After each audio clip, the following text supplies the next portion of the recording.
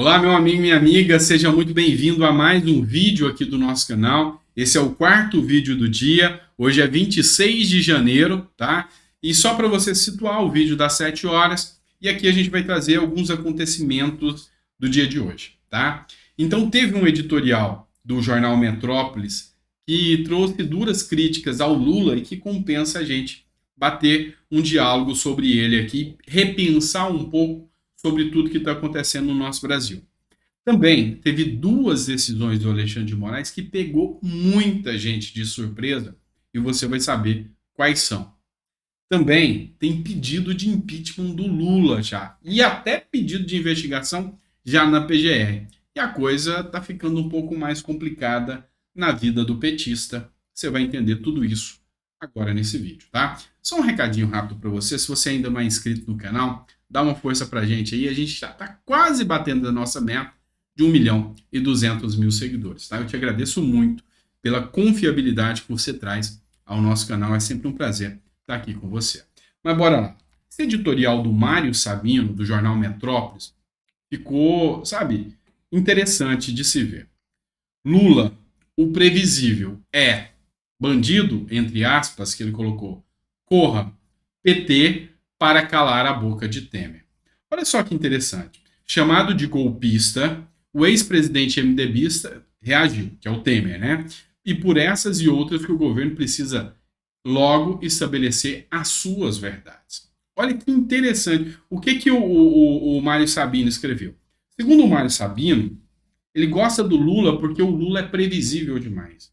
É só ele escrever uma tragédia por dia durante 7 dias e ir publicando de acordo com o que o Lula vai fazendo. Porque as tragédias que Lula faz são previsíveis. Dentre elas, liberar dinheiro do BNDES, lotear os cargos públicos, dentre outras coisas. Vamos ler um trechinho para você ver.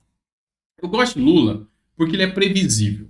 Se eu fosse mais organizado, daria para deixar 10 artigos previamente agendados para publicação, comentando o que ele fez ou disse, e bastaria publicá-los no devido tempo e com poucas atualizações factuais. Um exemplo dessa semana, da previsibilidade presidencial, a decisão de dar dinheiro dos trabalhadores e pagadores de impostos via BNDES aos amigos da esquerda latino-americana. Lula fez, Lula faz. Ou seja, a crítica do Mário Sabino aqui é sobre a previsibilidade de Lula em relação aos mesmos erros do passado. Tudo aquilo que foi combatido e que trouxe Jair Bolsonaro à presidência contra o antipetismo, Lula faz agora. E com pior, com tons mais autoritários e mais imediatistas de implantar aquilo que ele entende que tem que ser feito. Ou seja, Ciro Gomes anunciava, e eu acho que Mário Sabino já viu, e eu acho que o povo brasileiro já viu. Lula não voltou para pacificar e resolver o problema. Lula voltou para vingar do povo brasileiro. Esse é o medo de grande parte da população. Palavras de Ciro Gomes. Bora lá que tem um ponto agora interessante demais sobre Alexandre de Moraes. Vamos lá.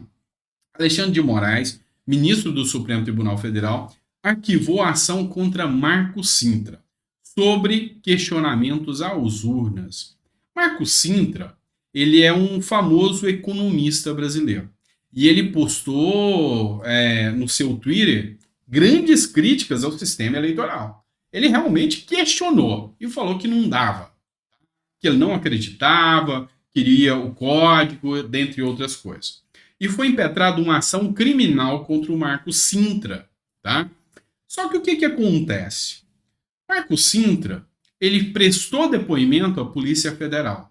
E no depoimento à Polícia Federal ele falou, não, eu exaltei pelo momento, eu fiquei chateado pelo momento, e realmente eu peguei matérias fora do contexto e eu vi que eu errei. E aí, Alexandre de Moraes entendeu isso como uma retratação e pediu para arquivar o processo que corria contra o Marco Sintra. Deixa eu só lembrar mais uma coisinha sobre o Marco Sintra. Ele foi candidato a vice-presidente da República na chapa Soraya Tronic. Tá? Então, o Alexandre de Moraes entendeu que se ele se retratou ante a Polícia Federal, não há por que a ação continuar em relação ao Marcos Sintra. E o que eu digo aqui? Foi um recuo de Alexandre de Moraes e um precedente, ele abriu uma jurisprudência.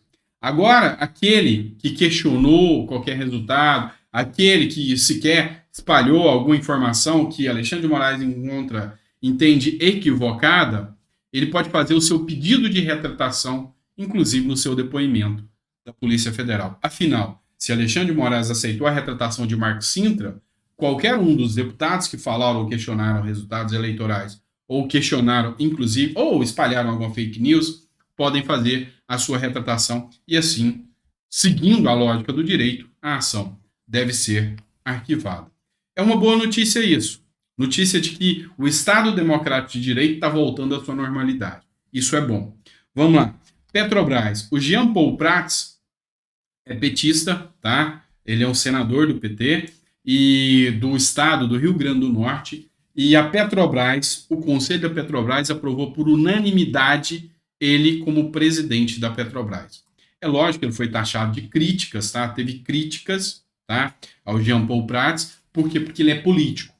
E as estatais não deveriam estar sendo administradas por políticos. Inclusive, ele teve que pedir a renúncia do seu cargo de senador para que seja cumprida aqui a função dele na Petrobras. Eu, como uma pessoa otimista, a única coisa que eu posso falar é que Deus ilumine a mente dele e que o povo não sofra. Porque se houver uma gestão errada da Petrobras, meu amigo, prepare-se que o povo mais pobre vai sofrer e vai sofrer muito. Agora, essa aqui talvez uma das decisões que vai te causar maior surpresa, sobre Nicolas Ferreira. Sabe o que o Alexandre de Moraes fez? Resolveu devolver as redes sociais de Nicolas. Olha só, Alexandre de Moraes deu uma ordem para o Telegram retirar as redes sociais de Nicolas. O Telegram pediu esclarecimento sobre a ordem e descumpriu. O Alexandre de Moraes aplicou uma multa de 1.200.000, amplamente questionável por qualquer um do segmento jurídico. Mas, todavia, o Alexandre de Moraes voltou atrás hoje e liberou as redes sociais do Nicolas Ferreira. Olha só, o ministro Alexandre de Moraes, do Supremo Tribunal Federal, liberou as contas das redes sociais do deputado e vereador Nicolas Ferreira. A decisão foi assinada na terça, publicada agora há pouco, tá? Ele escreveu: determino a imposição de medida cautelar em face de Nicolas Ferreira, consistente na abstenção de publicação, de promoção, replicação e compartilhamento de notícias falsas, sobre pena de multa diária de 10 mil. Deixa eu explicar uma coisa para vocês sobre isso aqui. 2 pontos. Primeiro, não existe pena de crime que não aconteceu. Isso se chama censura. Ou seja, eu não consigo punir um crime que não aconteceu. Vamos lá. Se eu sei que uma pessoa é uma ladra, tá? É um ladrão, e eu sei que aquela pessoa tem tendência a cometer crimes. Cada vez que ele cometer um crime, ele vai para a cadeia e vai ser punido. Mas eu não posso mandar cortar a mão dele para que ele não furte mais ou não roube mais. Não dá. Entretanto, a cada vez que ele comete o crime, ele vai ser punido. As redes sociais é a mesma coisa. A gente tem um limite. É lógico que a liberdade de expressão, ela não é intangível. Ela tem seus limites a partir do momento que você comete um crime. Mas a grande questão aqui é que não pode um juiz mandar cortar a voz, muito menos um parlamentar. Ele pode sim punir, como por exemplo a multa de 10 mil por dia, caso ele minta, espalhe uma fake news ou cometa um crime. O problema é quem vai dizer o que isso é ou não fake news. Mas, ainda assim, começa a voltar atrás. E um dos motivos que a gente vê que isso pode estar acontecendo são as declarações polêmicas de Lula. Tá? As declarações polêmicas de Lula podem ser o resultado desse abrandamento de Alexandre de Moraes. Porque Lula está com as instituições. E Alexandre de Moraes vai ter que instar e vai ter que se manifestar. Porque o Kim Kataguiri entrou com um pedido de representação na PGR contra a declaração de Lula, que chamou Temer de golpista. E, inclusive, chamou Moraes também de golpista. Afinal, foi Temer que colocou Moraes, que nomeou Moraes.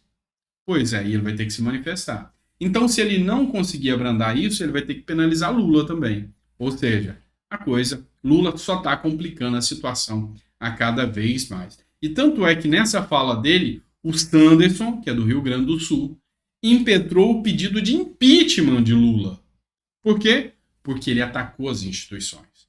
Ele atacou o STF, que o STF participou do impeachment. Ele atacou os senadores que votaram. Ele atacou os deputados que votaram. E ele atacou o ex-presidente. Então Lula teve a capacidade, numa só fala, de atacar os três poderes: executivo, legislativo e judiciário, com base numa informação falsa, porque o STF já reconheceu a validade de tudo isso. O Congresso reconheceu a validade de tudo isso. E é plena narrativa chamar isso de golpe. Bom, ficou até o final do vídeo. Peço a você que compartilhe esse vídeo, mande para mais pessoas. Daqui a pouquinho, às 9 horas, eu volto com aquele resumão que você já está acostumado. Um grande abraço e até o próximo vídeo.